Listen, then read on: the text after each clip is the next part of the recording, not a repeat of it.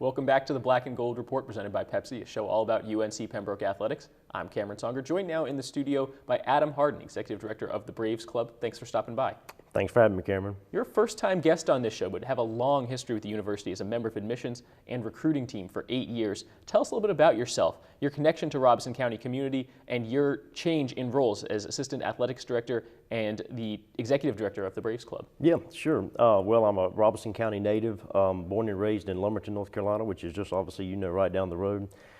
Went to Lumberton Senior High School and had the great opportunity once I graduated Lumberton Senior High School to come to UNC Pembroke. I always like to joke with people and say I was bleeding the black and gold long before I officially became a part of the black and gold. But like I said, once I graduated UNC Pembroke, then in 2007, had a magnificent opportunity to join our admission staff and actually was there until just a few months ago when I got the opportunity to join the Braves Club and become Executive Director of it, as well as also be a part of the advancement team, be an Athletic Development Officer as well. So yeah, it's been a great journey so far. What, if anything, of what you were doing in the admissions team that is translated to your current role in advancement? Sure. I would say one of the biggest things is being able to really learn the importance of relationship building. Admissions, especially when you're on the road and have a territory like I had, which was a very large territory and a lot of out-of-state work, you learn that you're as good as the relationships you can build. And if you can foster those relationships and really connect people with UNC Pembroke, you're gonna set yourself up in a good light. But like I said, with those relationships, it was kind of easy for me with being from admissions and having done it so many years. But at the same time, a lot of the people I was meeting and interacting with had no idea about UNC Pembroke when you're out of state. They just don't have a lot of recollection of UNC Pembroke. Switching over doing what I'm doing now, it's kind of neat because a lot of the people I'm interacting with are alumni of UNC Pembroke. They are business leaders in the community. They're community leaders themselves. So they already have an understanding of UNC Pembroke, which makes my job a little easier when I'm out trying to have conversations with them. You obviously have a vested interest in the success, not only of the athletics department, but UNCP as a whole, having graduated from here in 2006. What are some of the best stories about UNCP that you relay to potential donors and even to potential students at UNC Pembroke? Best stories. I always love this question. Cool thing about my job, especially when I was in admissions and even now, is you meet tons of people on the road that have just so much passion for UNC Pembroke. I couldn't name all the stories, but just a lot of people, they're really willing to share the fact that UNC Pembroke, they started here and they were able to go on and accomplish all their dreams in life.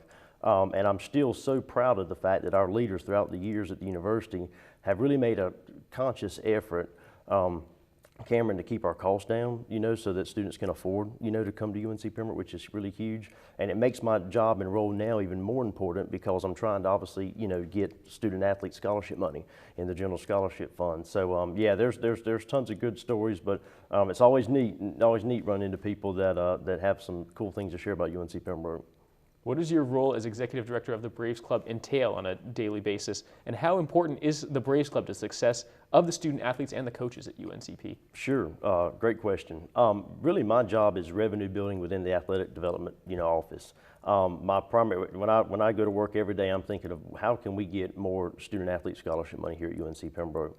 We obviously want to set our coaches and student athletes up for success as opposed to failure, and part of that is getting more money into the athletic department. Obviously, when you're in the Peach Belt Conference Division II, many say we're the most competitive conference in America. I believe we are in Division II, and the facilities and all, you have to keep up with the times. So it's been a fun job so far, and like I said, we're kind of trying to blaze the trail, finding the dollar, so to speak. All right, we need to take our last break here on the Black and Gold Report. We'll be right back.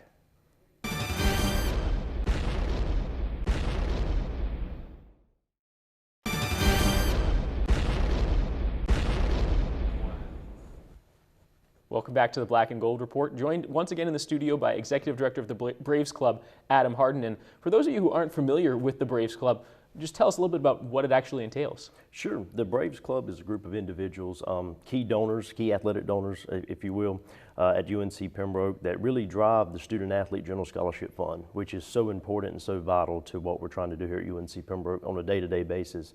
I always joke, we've got great coaching staffs, we've got outstanding athletics here at UNC Pembroke, but we really couldn't do any of it without the student athletes, right? So the Braves Club really is that driving force behind that. We have a pretty important event coming up on the schedule with the 4th annual Cash Bash on April 21st inside the English E. Jones Center. Tell us a little bit more about that event and how important it is for the athletics department and how people can go about getting tickets to that event. Yeah, Cameron, sure. In fact, I'm glad you're bringing it up because we're trying to plug it hard now. The Cash Bash is our annual athletic fundraising event in the spring. This will actually be the 6th Cash Bash that we have had. It's really so vital to what we try to do because especially when you're a school our size, like most state-supported schools our size, we really rely on philanthropic efforts in the community to build our, like I said, our revenue base. Cash Bash will be April 21st, like you said. We're really excited. We've got Brad Allen, an NFL official, a great guy. Really excited about having him. He's an NFL official, also a UNC Pembroke graduate, graduated in 1991. He'll be back on campus speaking. And already working hard on some silent auction items and some live auction items that I think our fan base and all will be really excited about. And as far as purchasing tickets go, right now we would just like people to call our office at area code 910-775-4339. That's the best way to go about it, and pretty soon we'll have some more information up on the website. That's uncpbraves.com, of course. Exactly. Now, you've been around this area all your life. What kind of physical changes have you seen on the UNCP campus, and how much has UNCP's role grown in the Robeson County community? Oh, it's amazing. Especially, I think about even before I came here. My dad was a graduate of it's actually Pembroke State when he was back here. Since I was a little boy, the changes this university has gone through have been incredible, Cameron, especially through the 90s. We had unbelievable changes, a big growth in our student enrollment, which really drove a lot of that. And obviously when the student enrollment grows and the university grows, the community grows as well. And I think it's been really cool to see like I said, not just the growth of the university itself, but the surrounding community, and there's a lot more still to come.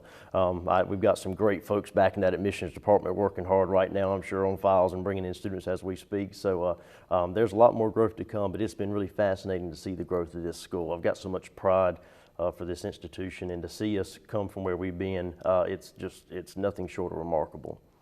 If our viewers at home are not members of the Braves Club, how would they go about getting more information about becoming a member? Yeah, sure. Well, if they're trying to find out information and they're pretty user friendly with the website, just go on the athletic website that you mentioned. Click on Braves Club. We've got a nice rundown. It's like I said, pretty user friendly. Even some frequently asked questions on there that people would have to kind of navigate through. But also, I'm really one that's kind of hands-on with the Braves Club, and I've enjoyed, like I said, although I've only been on the post just a couple of months, I've really enjoyed getting to know the Braves Club members personally. So I always, like I said, I just put the number to our office. I always like phone calls as well. We're a pretty small shop, but we're a strong shop over in Advancement, over in Lindsay Hall. We have a lot of our Braves Club members who just stop by sometimes on a weekly basis as well, Cameron. So like I said, we're a pretty personal group of folks. But website, call us is the best way to find out more information about it. But like I said, it's so vital to, we really want to try to grow the Braves Club.